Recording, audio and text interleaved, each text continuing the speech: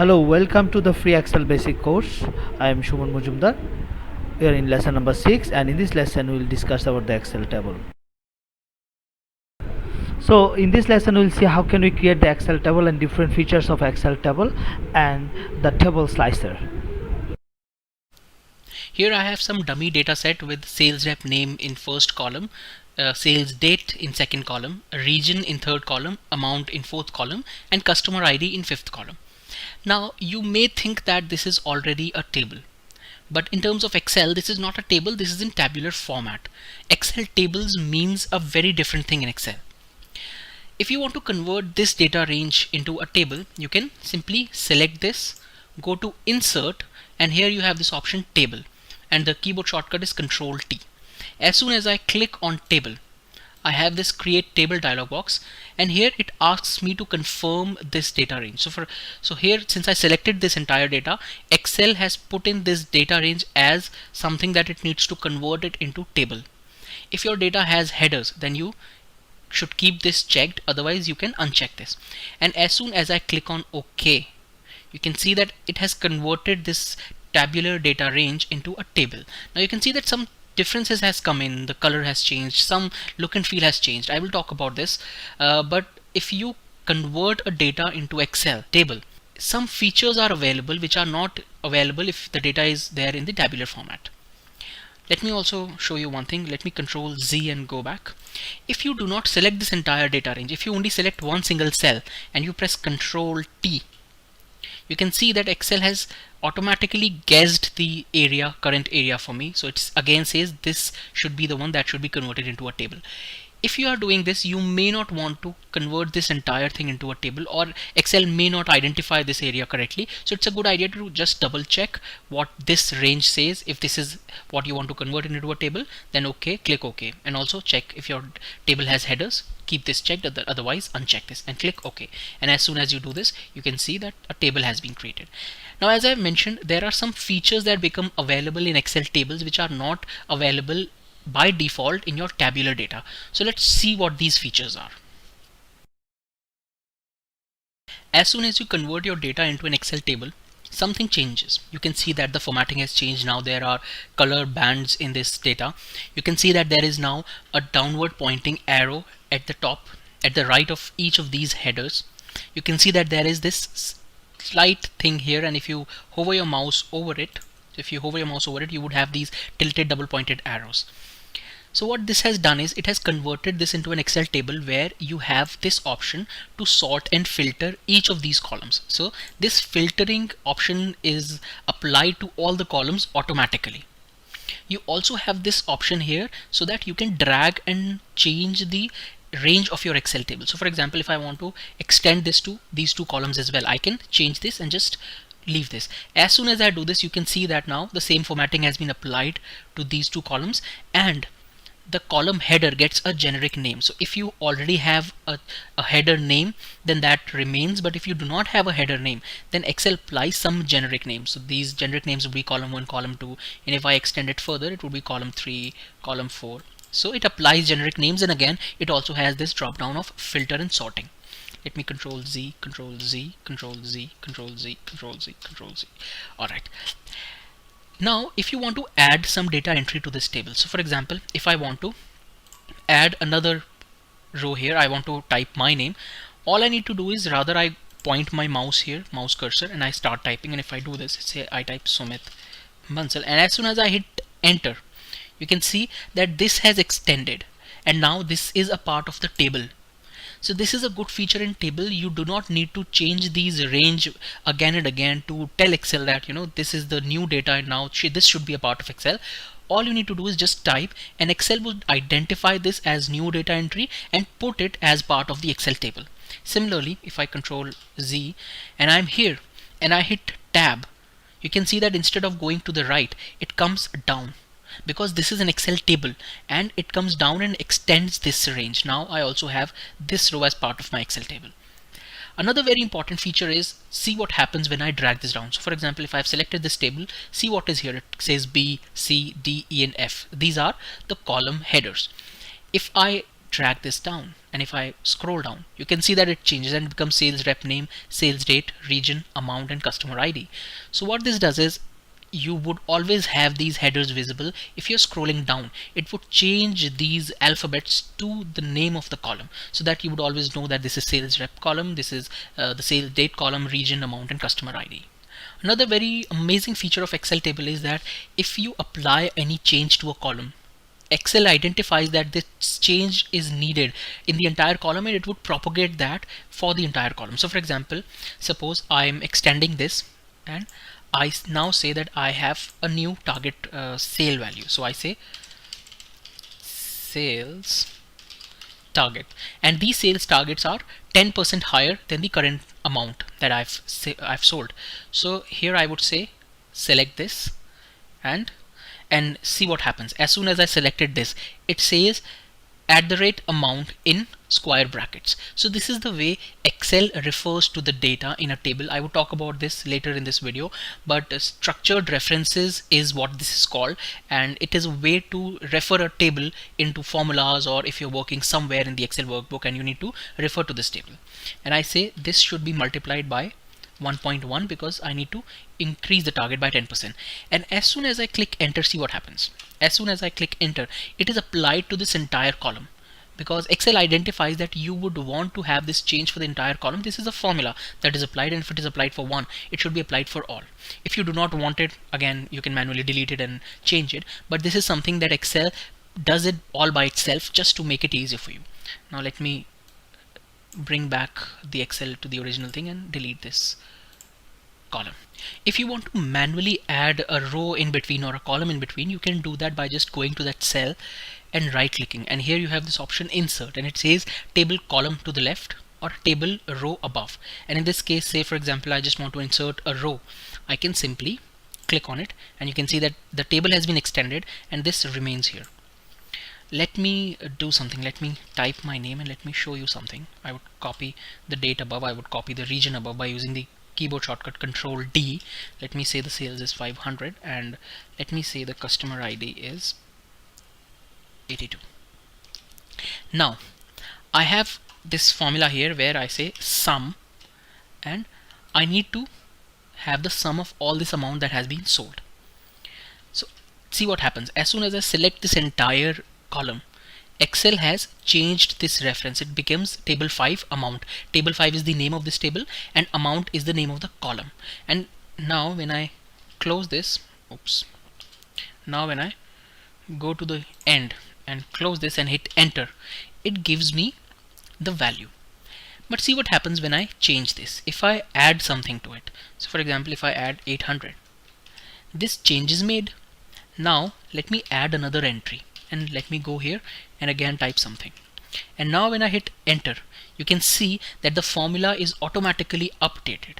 And this is one of the biggest feature in Excel that is really helpful in Excel tables, that this makes this entire range dynamic. You can have more entries here. Maybe you are sharing this sheet with a lot of people, and people come in here, make their entries, and your number would change accordingly. Similarly, if you have created a chart using some data points, and if you add a data point using the Excel table, then the chart gets automatically updated. So this is a really powerful feature in Excel. Let me delete this and make it to the original thing. I can clear this formatting. I'm very finicky about formatting, so I can clear this by going to clear all. Now when you click on Excel table, you would see that something else also happens. Go to this tab feature, this tab list, and when you click outside the table, it is the tab list that you usually see. But when you click within the table, there is a new tab that appears, which is called the Table Tools Design tab. This is the contextual tab which appears only when you click on the table. Contextual tabs in Excel are only those tabs that would pertain to this particular feature. In this case, it would be Excel table. If you have a chart, then you would see that if you click on the chart, you would have a couple of contextual tabs. Similarly, in case of pivot table, you would have a couple of contextual tabs. Now if I go to this tab design, I have a range of options available for Excel table. Let me go through these one by one. The first part is properties. It has the Excel table name. As you saw, it was table 5. You can change the name here. You can maybe more descriptive in this. Maybe you can say sales data 2012 without any spaces. You can resize the table by clicking on this, or you can just drag this option. You can summarize this data with a pivot table. You can remove duplicates, as we saw. You can simply click on it, select the column. So for example, if I click on this table, I go to remove duplicates, it will ask me in which case you want to remove the duplicates. So for example, I would say I want to remove the duplicates in case of region. I only want unique regions, and as soon as I click OK, it remove everything except the unique regions. I would go Control Z to go back. You can convert this into a range. Now this is an Excel table, and you may not want this feature after you're done doing all the calculations or doing whatever you want to. You can convert this back into a tabular data form. So to do that, just click anywhere on the table and click on this option, convert to range, or you can right click, go to table and use this option, convert to range. As soon as you click on this option, Excel would ask you, do you want to convert the table to a normal range? You say yes, and you can see all these options are available. Now when you click, there is no contextual tab, there are no filters. The formatting however remains, and you can clear the formatting separately. Let me Control Z and go back. Now again, in the tools section, you have this option of inserting a slicer. I would talk about slicer later in this video, but this is only available in 2013. If you're using versions of 2010 and 2007, this option would not be available. This is a really important feature, and I will talk about this later in this video. You also have this option to manage the external table data. So for example, you can export this to a SharePoint list. I do not know how this works, because to be honest, I do not know work outside of Excel. You can refresh the data. If you have connected this table to a database, then you can refresh this. Coming to table styles options, here you can control how your table looks. If I go through these options one by one, this is header row. If I uncheck this, the header would go away. So if I click on this, you can see that the header has gone. If you want that back again, you can click on this. If you click on total row, as of now it is not checked, but if I check on total row, you can see that I have a total value here, and by default it would only give you the value for the last column, but you have this option here. You also have the option to identify what kind of summation do you want. Do you want the count value? Do you want the sum value? Since this is text, Excel was smart enough to identify that this is text, and it gave you count value only. But in case these are numbers, then it would also give you sum value. You can change this to whatever you want. So this is a summary of the table that you can have. I would uncheck this back. You can have banded rows. If you do not want it, uncheck it, and you can see all those color bands are gone. I prefer these, it looks good.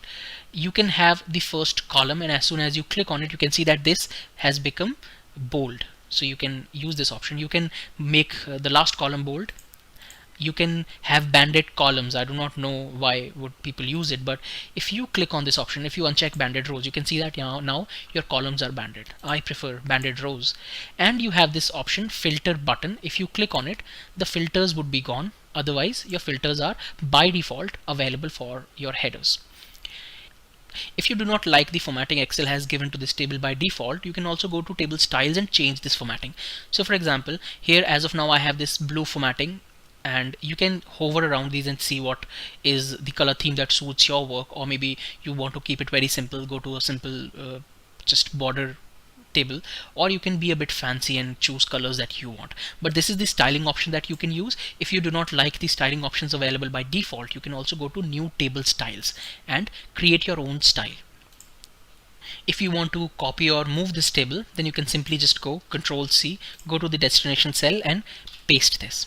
Similarly, if you want to cut, copy, paste it, you can do this by Control X and Control V, and this would be moved. Again, similarly, as we saw in case of cells and ranges, you can also use Control keyboard shortcut. So you can just press the Control key, click on select this table, press the Control key and move it to copy it, or simply drag and drop to cut and paste it. Structured referencing is Excel's way to identify what data point do you want to refer in a table. So for example, if I just look at this simple table, it can have multiple combinations of data points. So for example, I may want to select everything including the headers. I may want to select this entire data set excluding the headers. I may want to select this first column, sales rep name, including the header and excluding the header. I may want to select these two columns. I may want to just select this data point. So if you look at this, there are so many permutation and combinations that using which you can select the data. So Excel has made it a bit easier for you, and you can select this data by using the name. So as soon as I created this table, Excel gave it a name, which is table 5. If you go to design tab, you would see that this is table 5. Excel has also given each of these columns a name by default, and the name is the name of the header. So now if I go to this cell and I click equal to, and if I say I want to select this entire data set, not the headers, only the data, and I select this data, you can see that it says table 5. It has selected this entire data. If I extend this table, if I add more rows to it, that would also be included in table 5 because it would be a part of this table. But what if I do not want to select only the data, I also want to select the headers? Then you can select this entire data set, and you can see that Excel says table 5, and within square brackets it says hash all, which means that everything has been selected. Similarly, you can only select this column by using this structured reference. Now you may think this is a bit complicated, why would I need to remember this entire thing? But you do not need to. You just need to understand how this works, and you can simply go and select this, and Excel would automatically put this reference for you. So in this case, you can see it is table 5, and within square brackets you have hash all comma sales rep name. So it says select all the data in this column. Similarly, if I select these two columns, it says table 5 hash all, select all the data in these two columns. An easier way to actually understand how this works is just type equal to and type the name, and as soon as you type the name, you can see that Excel prompts you the name of the table along with this icon which indicates table. Double click on it, and as soon as you double click on it, it will select this data. Now press square bracket, and as soon as you press square bracket, you have all these options available for structure referencing. There is nothing outside these options. You have this yellow icon with round brackets. These are the name of the columns. You can also select hash all, hash data, hash headers, hash totals, and at the rate. So this prompts you, if you only want to say select amount, then you click on it and close the bracket, and it would select all the data within amount. Now, as I said, do not be worried about the way this is structured and how difficult it is. If you do not understand this, simply go and select the data point, and Excel would automatically put that reference, and then you can use that reference. One last thing that I want to show you in structured referencing is if you press equal to and go to this data point, only this data point, see what Excel does. It says table 5 at the rate amount, and at the rate means that this is only referring to this same cell data in the column amount. So if I go and I select this, then it would not be referred because this is E5, this is something else. But if I go and select this data, it says in the same row, which is H3, which is row number 3, in the same row, go to amount column and select the data point. So this is how you can select one single data point in table. As I mentioned earlier, slicers option for tables is not available in Excel 2010 or Excel 2007. So if you are using prior versions of Excel, you may want to skip this. But it is, however, available in pivot tables, and it works exactly the same. So if I click on this table, I go to design mode, design tab. Here I have this option to insert slicer, and as soon as I click on it, I have these options to insert a slicer for these columns. So I have the column names here. I can choose to select a slicer for each of these, but I don't think sales rep name or sales date makes sense, because let me show you what happens if I select sales rep name and I click OK. It gives me the name of all these reps. Now if I do not have repetitions, all I have is just a repetition of this column. So a slicer would make sense if you have a huge data set and you want to identify or filter this data based on some of the data points. So for example, let me control Z, let me go to design, insert slicer, and here I say I want to get a slicer for region. So I would be able to see how every region has performed, and I click OK. This gives me these 4 options: Africa, Asia, Europe, and US. And these are the regions, these are unique regions from this data. Now if I only select, say, Asia, it would give me all the data points for Asia. In essence, it has filtered this list just to show the data points for Asia. Similarly, if I can click on Europe, it can show me the data point for Europe. See that the color of the slicer changes so that you would know that currently Europe has been selected and currently Africa has been selected. There are a lot of options that you can get in slicers. If you right click on this and go to slicer settings, you have this slicer setting dialog box, and in this dialog box you can change the name of this. From a region you may want to say something else, maybe countries or continents or something else. You may want to not display the header at all, so you would not have this at all. Let me control Z. I would right click and go to slicer settings again. You may want to show these items in ascending order or descending order, or you may want to hide data items with no data, or you may want to visually indicate it. These are a couple of options available.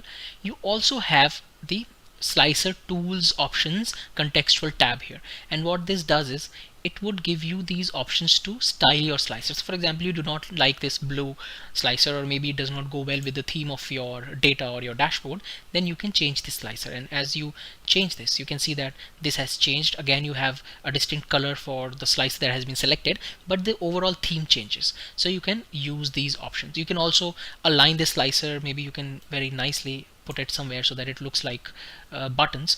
You can also align these slicers. You can change the width and height of these, so you can play around with the slicer. You can also maybe change the name here if you want. So slicer is a good option if you have a lot of data point and you want to summarize that data point based on unique data entries. In this case we had regions. You may want to do it by customer ID, although in this case it does not make sense because every customer has a unique ID. But if there are clusters, so for example here we had clusters of region, or maybe if you have clusters for months or quarters, then you can filter your data using slices. That's it in this video. I hope you found this useful. Thank you and have a nice day.